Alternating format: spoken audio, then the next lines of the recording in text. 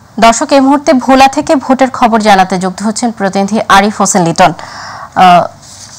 লিটন, ভোটের প্রায় 6.5 ঘন্টা পার হয়েছে, তো ভোলায় ভোটের পরিস্থিতি কেমন দেখছেন জানাবেন।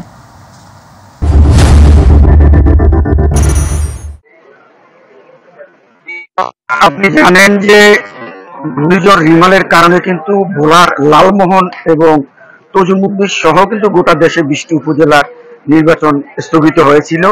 সেই নির্বাচন কিন্তু আজ ভোলা এবং ভোলার লালমোহন এবং তজুমুদ্দিতে আজ সকাল 8টা শুরু হয়ে বিকাল 4টা পর্যন্ত একটানা এই নির্বাচন অনুষ্ঠিত হবে। তো আমি কিন্তু আছি এখন ভোলার তজুমুদ্দিন উপজেলায়। আমি আপনাকে এখানকার বিষয়টা একটু জানাতে চাই যে আজ সকাল থেকে কিন্তু এখানে ভোটের কিন্তু ব্যাপক উপস্থিতি দেখা গিয়েছে, বিশেষ করে নারী ভোটারের ব্যাপক উপস্থিতি দেখা গিয়েছে।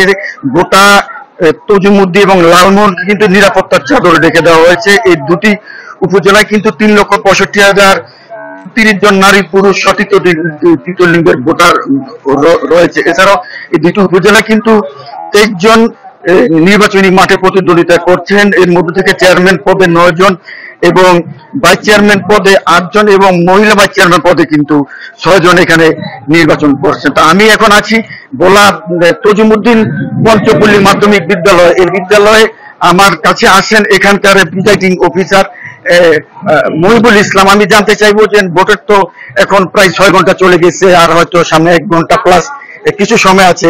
এখন পর্যন্ত কতজন ভোট কাস্ট হয়েছে এবং ভোট কিরকম হয়েছে? জি, আমরা লাস্ট আমাদের কাউন্টিং ভোট কাস্টিং হচ্ছে 2টা পর্যন্ত আমাদের 1882 ভোট কাস্টিং হয়েছে।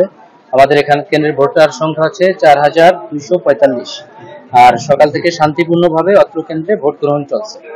জি, যেমনটি বলছিলেন এই কেন্দ্রটি সহ কিন্তু ভোলার লালমোহন এবং এই যে তজুমুদ্দিন দুটো উপজেলায় কিন্তু খুব শান্তিপূর্ণভাবে ভোট গ্রহণ চলছে। প্রশাসনের পক্ষ থেকে কিন্তু বিভিন্ন কেন্দ্রতে টহল জোরদার করতে দেখা গিয়েছে।